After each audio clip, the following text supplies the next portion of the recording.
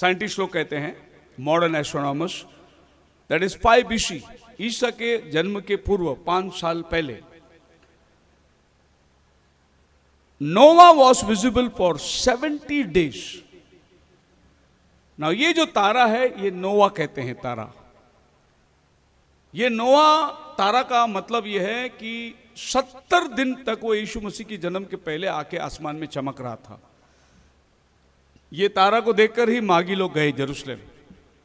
ये एक विशेष तारा है। ये तारा इतना प्रकाशमान है, सूरज से भी ज्यादा प्रकाशमान है तारा। ये खाली यीशु के जन्म में आया था। और ये तारा ऐसा बोलते हैं कि यरूशलेम में चमकता है तो चाइना में उजाला गिरता है उसका। यरूशलेम, चाइना, इतना प्रकाशमान तारा है। जब ये तारा आसमान में आ गया तो सब तारा देखने वाले, भेद जानने वाले परेशान हो गए, अरे ये तारा कहां से आया, इतना बड़ा, इतना उजाला वाला तारा। तब वो खोजने लगे बाइबल के अंदर, शास्त्रों में। उन दिनों में ऐसा बाइबल नहीं था, अलग अलग किताबें थी। तब वो बाइबल में खोजने लगे कि ये तारा के बारे में किसी ने कहा है क्या। तब उनको पुराना नियम का गिनती की किताब 24वां अध्याय में उनको यह वचन मिला कि ईशय के टूंट में से और याकूब में से एक तारा उदय होगा। अभी ये नोवा जो तारा था, वो तारा के बारे में बालाम नबी कहता है।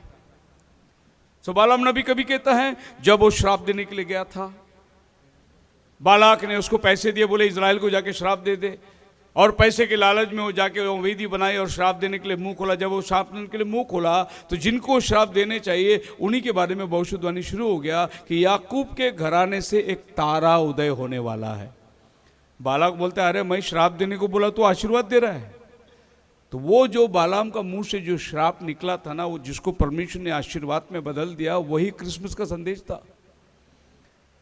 जब वो कहता है कि वहां से एक तारा निकलेगा, वही क्रिसमस का पैगाम था। एक तारा आने वाला है। और यही तारा जब आसमान में चमका तभी मागी लोग आए, हेरोद को पूछे कि राजा किधर है। वो बोले तुम्हें कैसे मालूम? बोले हमने उसका तारा देखा है। हालेलुया। और ये तारा जो है उस समय में दिखी, उसके बाद ये तारा नहीं दिखा। और आज ये तारा की खोज में साइंटिस्ट लोग बोलते हैं कि ये ईसा के 505 साल पहले दिखाई दी।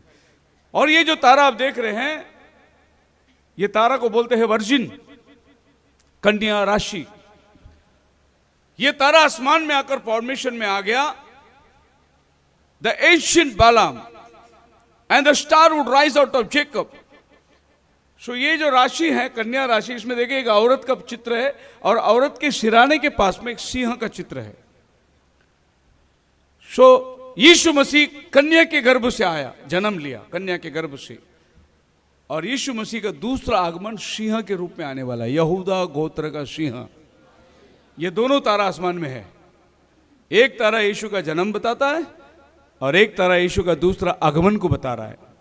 सो एक तारा गवाही दे रहा है यीशु पहला कैसे आएगा, और दूसरा तारा गवाही दे रहा है यीशु बाद में कैसे आएगा।